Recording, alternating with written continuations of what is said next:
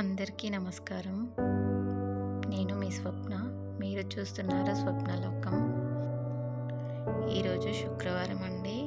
శుక్రవారం రోజు నేను 4 గంటలకైతే లెగుస్తాను. నేను లెగిసేసరికి బయట పెద్ద వర్షం వస్తుందండి. అందుకే నేనైతే ఈరోజు బయట ముగ్గు పెట్టడం ఆఫ్ చేసి, ఇక్కడ మాత్రం రోజు గడపకైతే ఏమీ ఇలా ముగ్గులు వేయను. కానీ ఫ్రైడే రోజు మాత్రం ముగ్గులు, పసుపు, కుంకుమ ఇలా గడపకు మాత్రం అలంకరించుకుంటాను. బయట తూడ్చేసి ముగ్గు పెడుతున్నాను. రోజు మాత్రం 5 గంటలకు లెగుస్తాను. ఫ్రైడే రోజు, సాటర్డే రోజు మాత్రం 4 గంటలకు నిద్ర లేస్తాను. నేనైతే ముగ్గులు చాలా బాగా వేస్తానండి. కాకపోతే ఏమిటో ఈరోజు కొంచెం టెన్షన్గా వేయాల్సిన ముగ్గులు కూడా వేయటం రానట్లుగా అనిపిస్తూ ఉంది. ఏమి ముగ్గు వేయాలో కూడా నాకు అసలు అర్థం కానట్టుగా అనిపిస్తుంది. వీడియో తీస్తున్నందుకు అనుకుంటా.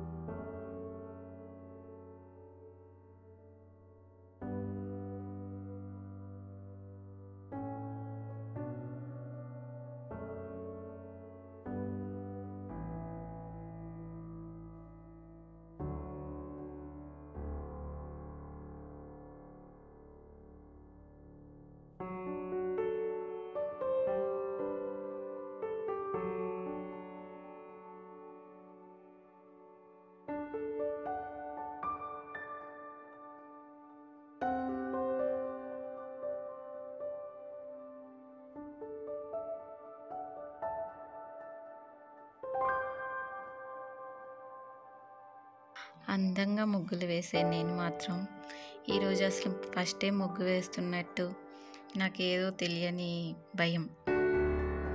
చూడండి నా ముగ్గు లాస్ట్లో మీరే ఎలా ఉంటుందో ఒకసారి.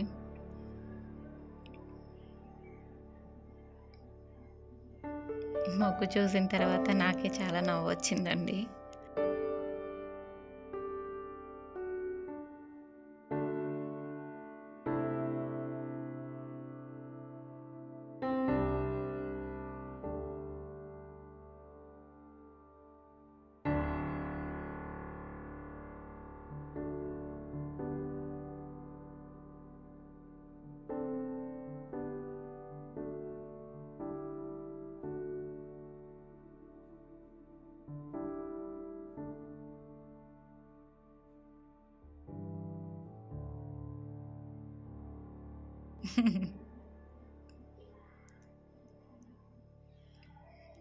మా పాప కూడా, ఏంటమ్మా నువ్వు ఇలా ముగ్గేసావు, ఈరోజు వీడియో తీస్తూ ఉంటే ఎప్పుడు వేసే ముగ్గులు వేయొచ్చు కదా అనేసి అంటుంది.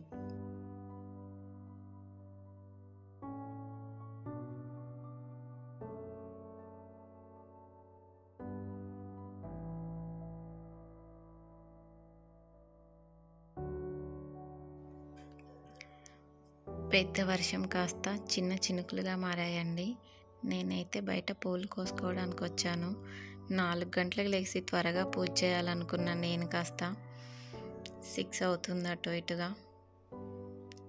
చిన్నగా పూజ చేస్తున్నాను. సన్నజాజి పూలు నైట్ కొయ్యకుండా ఉంచాను. చాలా పూసేవి. ఫ్రైడే రోజు మాత్రం చాలా తక్కువ పూలు పూసాయి ఈరోజు ఎందుకో.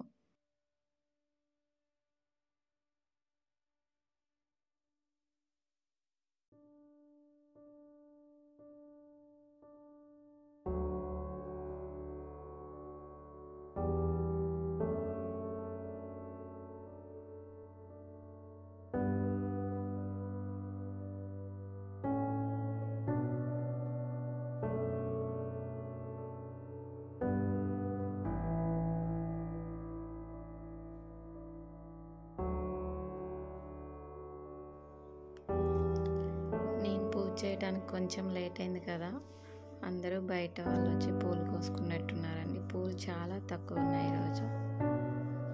పూలు ఎక్కువ ఉంటే చాలా అందంగా అనిపిస్తూ ఉంటుంది పూజ చేయాలంటే. ఈరోజు తక్కువ పూలతోనే నా పూజ. మందార పూలు కూడా 2 పూసాయి కరెక్ట్గా.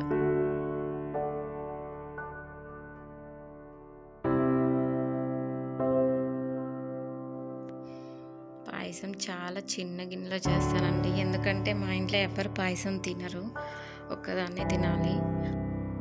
ముందు రోజు నైటే స్టవ్ అంతా క్లీన్ చేసి పెట్టుకొని ముగ్గులేసి పడుకుంటానండి. పొద్దున్నే చాలా హడావుడిగా ఉంటుంది కదా పని అంతా. ఇప్పటికి కూడా నాకు కొంచెం హడావుడే, ఎందుకంటే చాలా లేట్ అయిపోతూ ఉంది. నేను వేరే వర్క్ చేస్తాను కాబట్టి హడావుడిగా ఉన్నాను ఇప్పుడు. ఈ టైం అయిపోతూ ఉంది, త్వరగా కావాలని.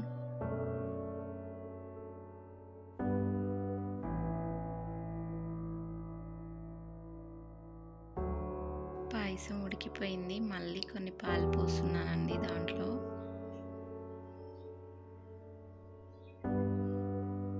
పక్కన నేను పూజ కోసం అన్నీ సిద్ధం చేసుకొని పెట్టుకున్నాను. పాయసం రెడీ అవుతే పాయసం అక్కడ పెట్టేసుకొని నా పూజ కంప్లీట్ చేసుకొని నేను మళ్ళీ నా వర్క్కి వెళ్ళిపోవాలండి. కొంచెం ఫాస్ట్గా చేస్తున్నాను. ఇలాచి కొట్టాను, అందులో వేసాను, కాకపోతే మీకు చూపించలేదు.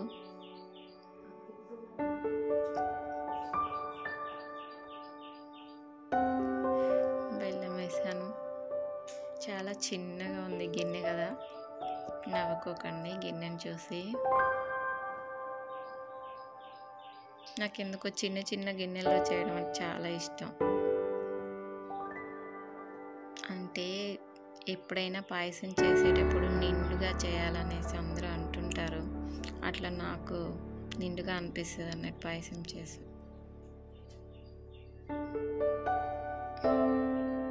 పక్కన పప్పులన్నీ వేసి నెయ్యిలో వేయించుకుంటున్నాను.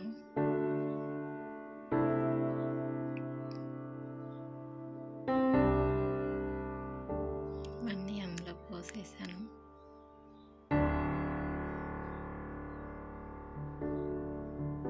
నా పాయసం రెడీ అయిపోయిందండి.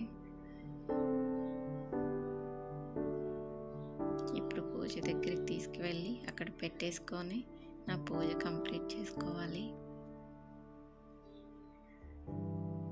పాయసం చూస్తూ ఉంటే తినాలనిపిస్తుంది నాకైతే.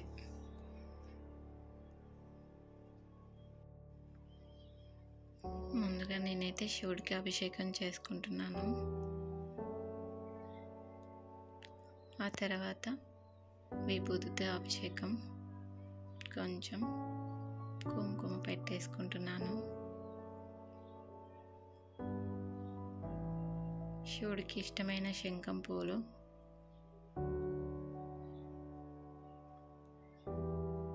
శంఖం పూలతో శివుడిని అలంకరించేసి ఆ పైన శివుడికి శివలింగం పైన అలా పువ్వుని బోర్లు ఇచ్చి పెడితే ముక్తి కలుగుతుంది అంటారండి. పూజకి అయితే అలా అలంకరించుకున్నాను పూలన్నీ. అమ్మవారికి అలా ఒక దండ వేస్తే కానీ మంచిగా అనిపిస్తుంది నిండుగా, లక్ష్మీ అమ్మవారి కోసం. చూడండి ఎంత కళగా అనిపిస్తుందో.